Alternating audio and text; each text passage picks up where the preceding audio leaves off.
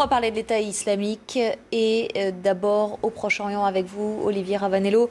Et cette information communiquée par les États-Unis il y a quelques minutes, ils auraient éliminé le numéro 2 du groupe, ce qui constituerait un sérieux revers pour l'organisation.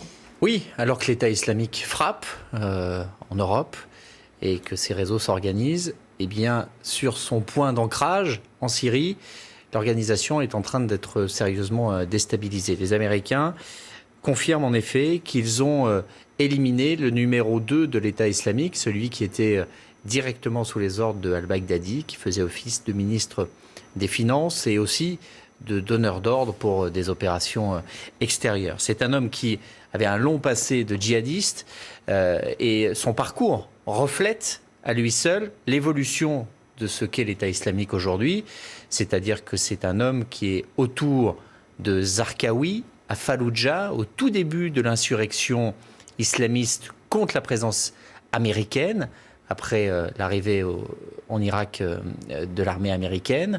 Il fait ses armes à Falloujah, qui à l'époque est décrété califat, il est sous la bannière d'Al-Qaïda. Et puis ensuite, il est arrêté, il va en prison, et à sa sortie de prison, comme beaucoup d'autres membres d'Al-Qaïda, il va rejoindre l'État islamique, qui devient la nouvelle entité qui reprend le flambeau, non seulement de la lutte contre les Américains, mais avec un nouveau projet qui est de bâtir un État à cheval sur l'Irak et sur la Syrie. C'est cet homme donc qui a été éliminé. Les Américains avaient déjà, il y a quelques mois, mené une opération avec des hommes au sol, mais qui ne s'était pas révélée concluante et où ils essayaient déjà de le cibler. Écoutez ce qu'en dit Ashton Carter du côté du Pentagone. C'est évidemment pour les Américains une victoire.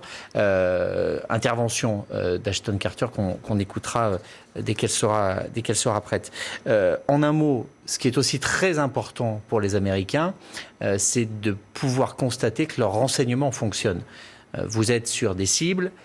Aujourd'hui, ce numéro 2, il y a quelques jours, un autre présenté comme dans le cercle restreint aussi de Baghdadi, Omar le Tchétchène, a été éliminé.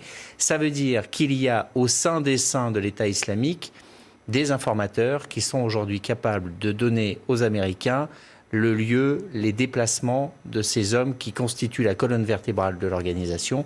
Il y a donc des infiltrations qui fonctionnent et qui font remonter de l'information suffisamment opérationnelle pour pouvoir mener des bombardements et éliminer ces hommes. Ça, pour les Américains, c'est aussi une très bonne nouvelle.